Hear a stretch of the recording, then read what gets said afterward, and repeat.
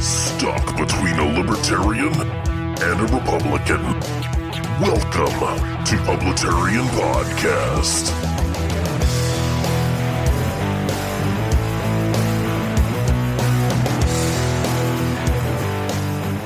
Hello everyone, this is Ronald Johnson, Publitarian, coming at you again with another episode of Publitarian Podcast, and we are on episode 112, and this is part 2 of my interview with Robert W. Ross. If you have not listened to part 1, I strongly recommend that you stop listening to this one and go to the episode right before it, episode 111.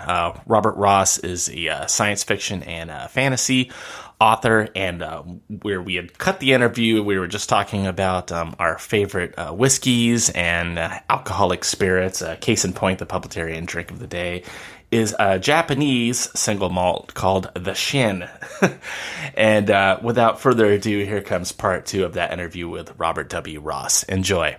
So the whiskey notes, the spirits, the alcohol, they're prominent in Sentinels of Creation.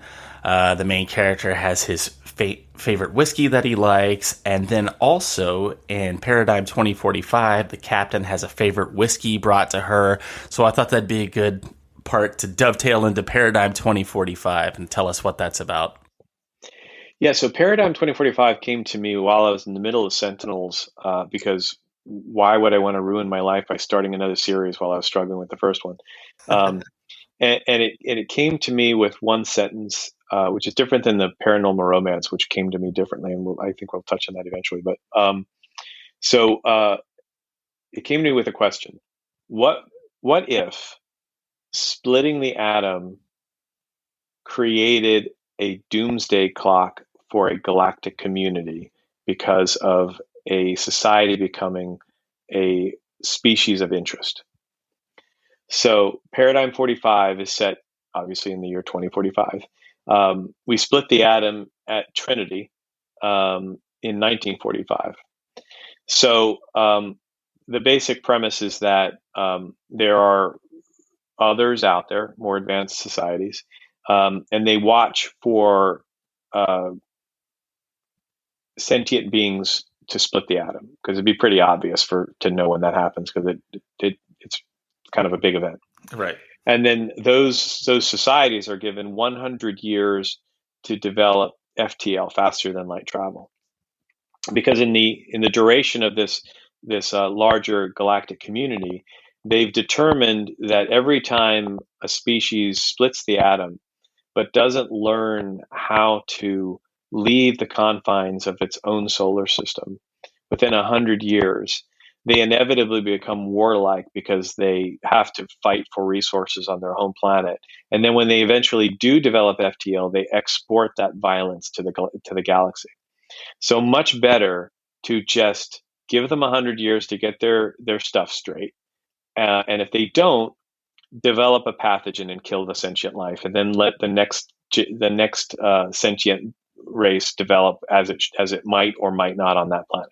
Wow. It was just such a good premise for a book. I was blown away even from the start when I started reading it. Well, I say reading, the Paradigm books, I am up to speed on those, and this is the first time that I've tried to do a book via audio. And I was very much entertained by the voice acting. I mean, or the voiceover work, whatever you call it. It was like top notch. And so there's just one guy doing all the voices.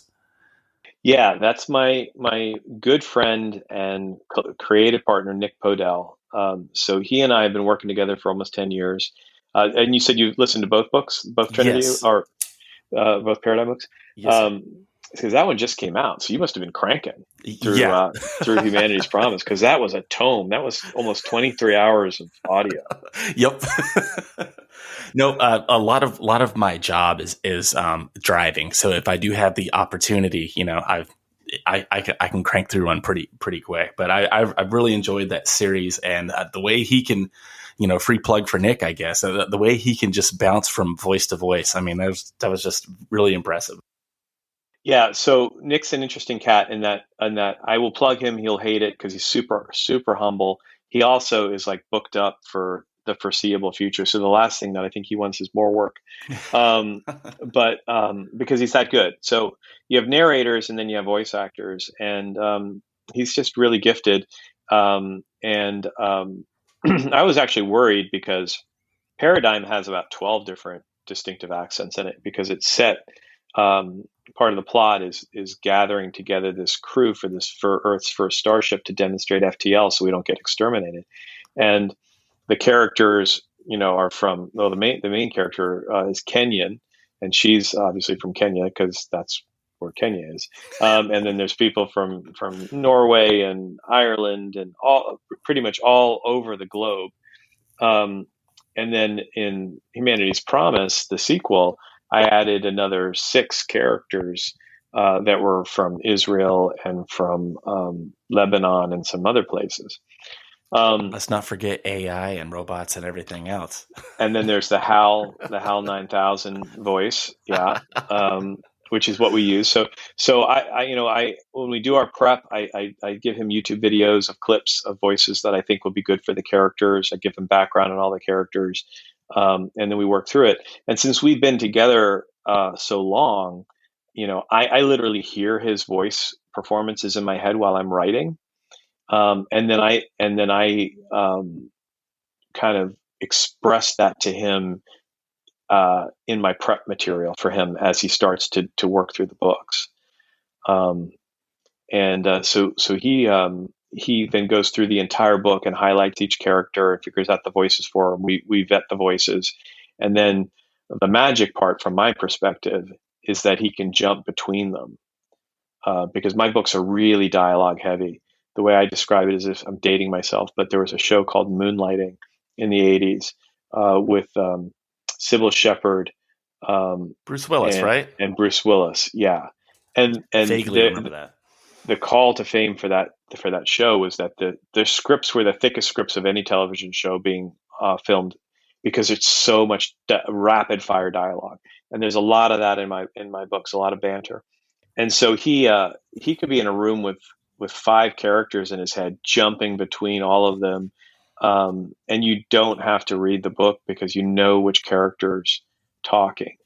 And it's so of course, what do I do with a friend and we hang out now, and our kids my daughter's an adoptive aunt to his kids, and so we've just become really close.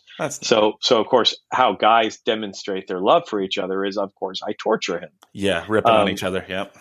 And I put something in each book that tortures him. So I think you got through book 3 of Sentinels. So you experienced where I had him do a duet with himself as 2 women, right? See, because I haven't heard the audio, but yeah, so he would have to, yeah.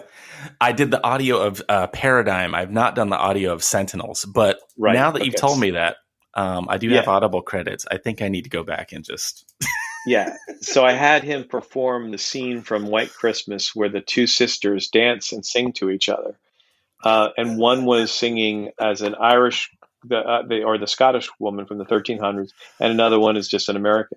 So they had to sing back and forth to each other and cut and do the. So I sent him the video, and he's like, "You're kidding me, right?" I'm like, "Oh no. It's just I can just speak these lines. Nope, sing them." So that's great. That is great. So the one you listened to, he got into a barroom brawl with a Scottish girl. Yes, and he's the Irish guy gets into a brawl with a Scottish girl, and so I got the text. It was like, "You hate me, don't you?" I was like, "No, man, I love you so much that I wanted to show you that you could, in fact, fight have an Irish and Scots fight in the same bar, and we would be able to know the difference between an Irish accent and a Scottish brogue." And go. And go. Wow. Yes. He must really love you. He does love me, and I love him. Oh, that's great. Now, I'd like to talk about some influences that I've seen in your work, and I've seen some Star Wars nods. Obviously, I've seen some Star Trek nods, Stargate, Doctor Who. I've seen some subtle and then some not so subtle where the characters are actually going like, from such and such intellectual property. And I just wanted to talk to you about that and where your influences come from. Yeah, I love putting those little Easter eggs. There's references and Easter eggs. So the Easter eggs are ones that are hidden and they're kind of like a wink and a nod, and I don't explain them. So I'll make a reference to one, and either somebody gets it or they don't get it, but it doesn't detract from the story if they don't. If they do, it's kind of like, ooh, I get what he's talking about. And then the references. A lot of that is kind of homage to those that have come before me that have influenced me in one way or the other. So you mentioned the Star Trek. There's Star Trek. There's Battlestar Galactica. Hmm. Charlotte Omandi, the captain of that, is a big fan of Battlestar Galactica, and she lifts up her tongue in cheek prayer to Admiral Adama, the patron saint of rolling hard sixes, uh, uh, because I remember I love the scenes between him and his son, where he's like, son, sometimes you just got to roll the hard six. And I had to look up what the hell that meant, during years ago when I was watching the show. But so Battlestar, Doctor Who, Star Trek, Star Wars, Lord of the Rings, all of those things kind of go into the tapestry of who you are as a human being. Art, that's what art is. It infuses you and then leaks out, if you're an artist yourself, in other ways. You have to guard against making sure that you're leaking it out in a way that isn't plagiaristic. So I probably go out of my way to do that. I've gotten even some knocks from people that go, you put this great reference and then you explained it. And I was like, well, for two reasons. One, someone might not get the reference, and I'd like them to understand that this would be something to explore, and that if they like my writing and they like my stories, then maybe they'll like Doctor Who. And the other thing is that Stephen Moffat wrote those words. I think they're genius. So I'm going to give him full credit for saying the words that one of my characters repeat because it was important to them, because it was important to me. Yeah, and I think that was, like I said, that was a positive for me, where like one of the characters is like, this is where this is from. I enjoyed that, but then again, tomato, different people. Yeah, some people, they want to be the only ones that know it, and if someone else doesn't know it, then they should lose out. And that's okay. That's just not how I want to do it. I want to bring more people along and not create kind of a an isolationist club. So we're in the club, right? And when you get the reference, but if you're not in the club, I'm telling you where it comes from so you can join the club. Yeah, exactly. That makes sense to me. The more the merrier. But I also wanted to talk about an upcoming work that you're doing having to do with the paranormal. And could you talk to us about that? Oh, okay. So the new genre that my wife thinks is I shouldn't do. So the name of the book is One Heart That Beats for Two, and it's a paranormal romance. And I woke up 2 years ago with the entire book in my head, which never happens to me. I don't know if it happens to other people. I've heard rumors that it does. So I got up and I wrote it down an outline, which I also don't generally do. I ahead of time, and then I gave the outline to my daughter, and I said, "Can you read this and tell me if this is complete crap?" And she comes in with her eyes all red, and she goes, "You have to write this." Aw. And I said, okay, I will. And so then she's been bugging me for years. My mother has been bugging me for years because my mother. Oh, so this is this is something that's been percolating in your head for a while then. 2 years. It's been okay, 2.5 years. So it was hard to shoehorn it in because I already am writing. I've committed to Paradigm people and to Sentinels people. They're going to get their book every year, and each one of them gets a little bit longer. So I'm going through, my process is a little longer because I have that whole alpha and beta stage. So I'm going through at least what is it? I guess 300,000 words published a year, sometimes more. So Paradigm, the one you just read, was a little over 200, and so it's really 400,000 this year. So this year I wrote 400,000 words, which is a lot for me anyway. Some people Yeah. are a lot faster. And so then I wanted to shoehorn this in. So this one's going to be about 120,000 words, and the basic premise for this book is it happens during the pandemic, and it's the story of, it's kind of a bit of a love triangle. It's a story of this man Caspian, Lewis, who falls in love with a girl that he's known since kindergarten. They never knew they were going to be in love with each other, and it just kind of happens after college. They're about to get married, and she's killed in the midst of the pandemic, not from COVID, but in the midst of it, where there's healthcare services are limited and all sorts of other things. And she had become a donor, an organ donor, and Caspian goes off the rails. Just, I mean, like full on stacks of pizza boxes filled with roaches sitting in his room, like done with life. Yeah. And he experiences a quest given him by his fiance, Elizabeth, and how it comes to him is a bit of is a bit spoilery, so I won't go into it. But I was nervously sitting here going, he's going to give away his book. No. This is back of the book stuff. Okay. The quest he goes on is, she's like, find my gifts. So he goes and he finds the people who received 3 organ transplants, and how it changed their life, and how she these gifts from her can restore him to life.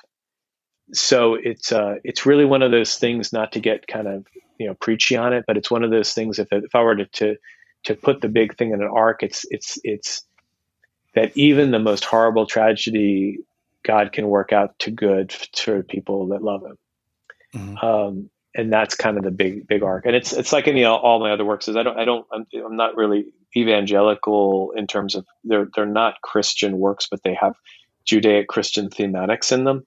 Mm-hmm. Agape, the sacrificial form of love, is almost in all my books the highest form of love. We spend so much time focusing on eros in our daily lives that we just ignore philia, which is the love of a brother for himself. Like Nick and I have this filial love for each other. We make each other better as human beings. Mm-hmm. And agape, the love you have for your child, the love you have for your spouse, that sacrificial love of, well, one of us is going to get hit by a bus, I'm pushing you out of the way. Right. That kind of love. And so really one heart that beats for two is that agape love that Elizabeth and Caspian had for each other, and that she shows him another way for restoration. Man, that is such a cool premise for a book. I'm kind of blown away by that. It's going to be something that you haven't written before. I mean, as from what I've seen from your other writings, this is really cool. I'm looking forward to that. Yeah, it's really been hard to write because it's not the genre that comes natural to me. It also has the potential to be really creepy. So it's been really hard to make sure it's uplifting and not creepy, because you're talking about like organs. And I think I've accomplished that.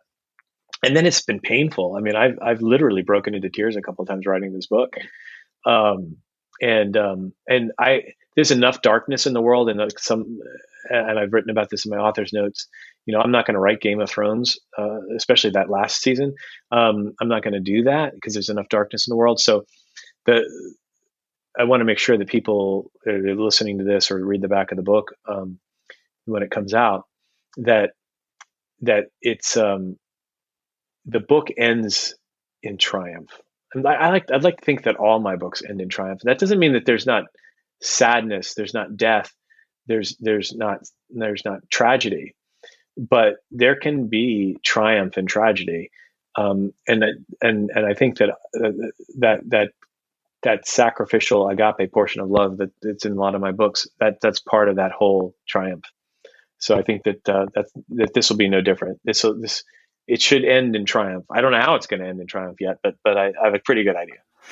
This is why I like what I've read of your work so far, because not even in sci-fi, but just in, well, any kind of fiction, even like shows that you watch on TV, anything, it's just always just, they drag you through the broken glass and then just leave you in the broken glass. Yeah. It's like, yeah. Okay, why do I want to like suspend disbelief, or why do I want to disconnect from reality, try to be entertained by this, and just have more like, trauma and sadness visited upon me? And that's where I thought that maybe I was odd, because I like to have things wrapped up at the end. I like for some kind of triumph. I like for some kind of upbeat at the end.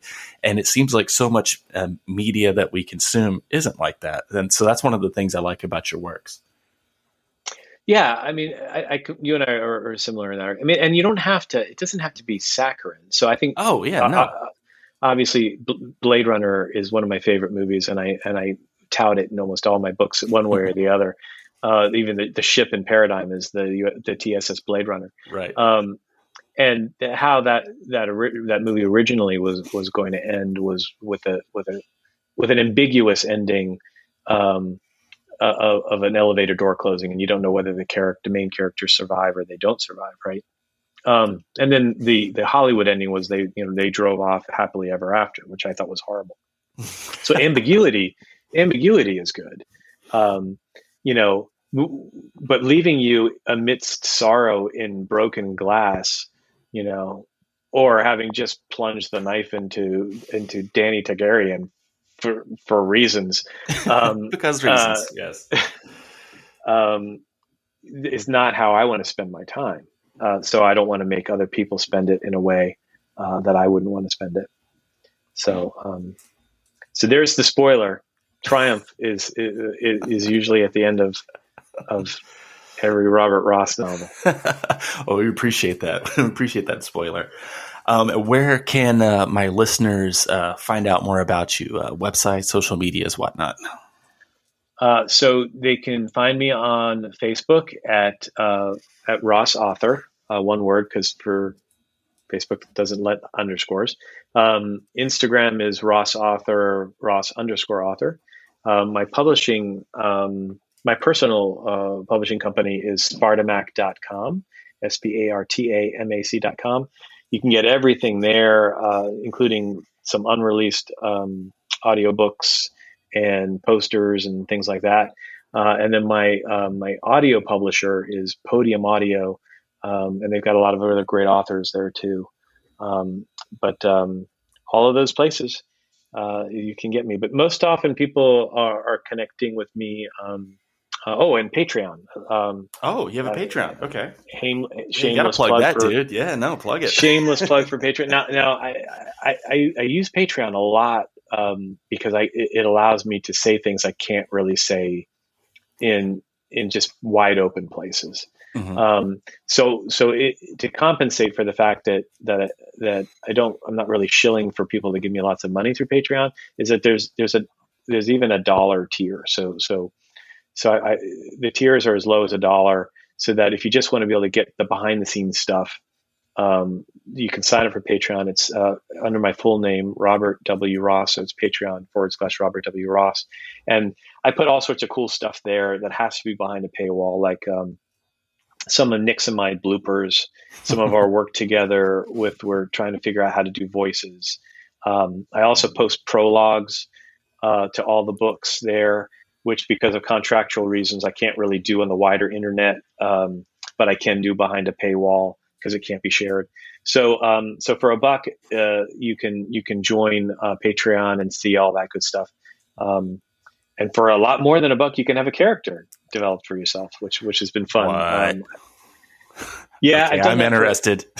I've done that for a couple of about five or so people. A lot of times I end up giving it away. So Ronald, you're going to be man A in this scene.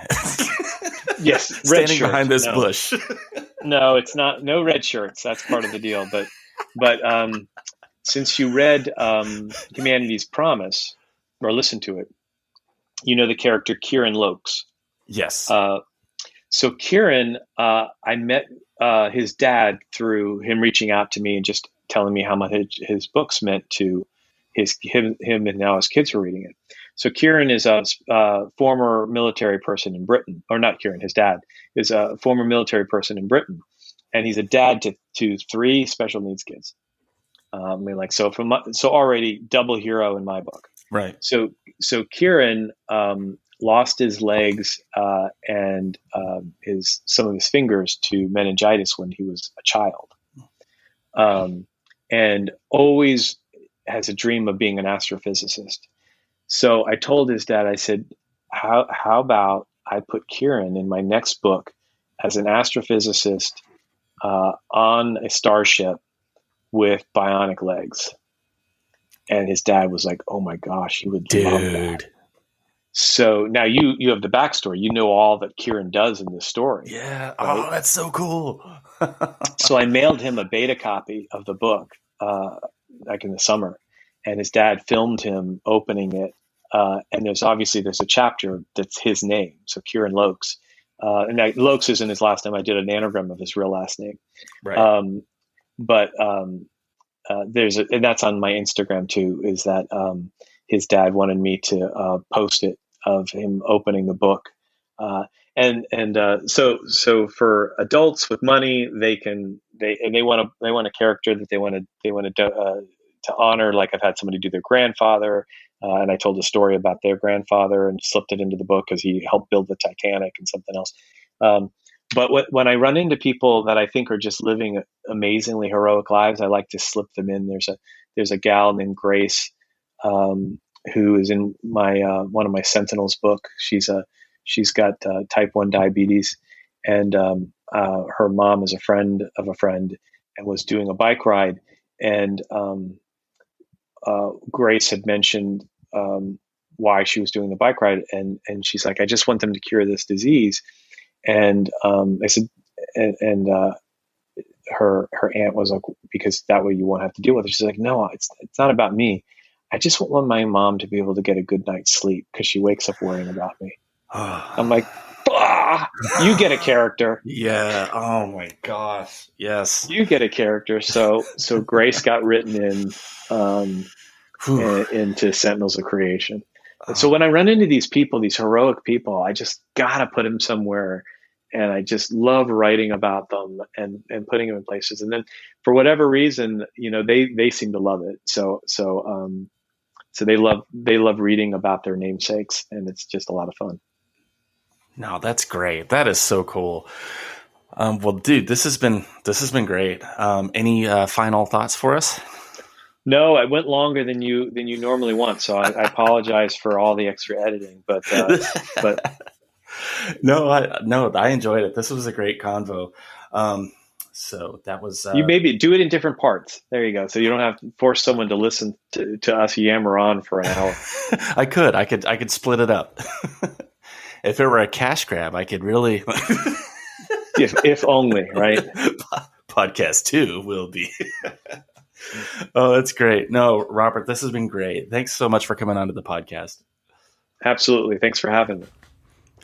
And of course, as you know, we did put it into 2 parts. But again, thank you to Robert W. Ross for being on Publitarian Podcast. And thank you to everyone that has listened to this episode.